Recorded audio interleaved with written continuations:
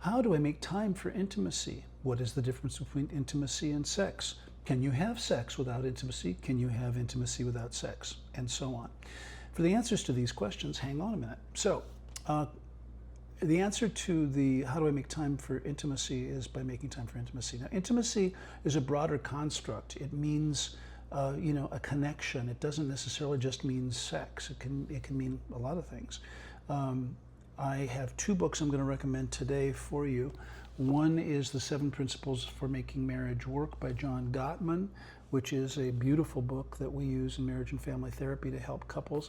And then the other one is called The Masculine in Relationship by G.S. Youngblood. And this book also identifies the energetic components of the masculine and feminine. Now, whether you're in a same gender relationship, you're in a throuple, you're in a community, you're in a heterosexual marriage, it doesn't matter, because humans have the capacity for masculine and feminine traits.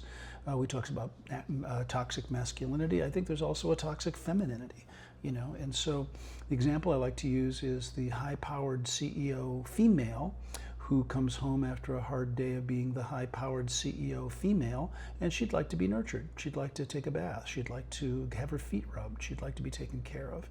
And whether she's, if she's in a relationship, to have her partner offer her some of those things, I think is really great. But the same thing for the man. I think, a high-powered man. And I do like to be nurtured, and I do like to be taken care of, and I think it's just perfectly fine. And so the masculine in a relationship really talks about that dynamic, regardless, and it's great for men and for women, regardless of your gender associations and so on. So intimacy happens that way. Sexual matters, of course, we know that you can have sexual matters without intimacy.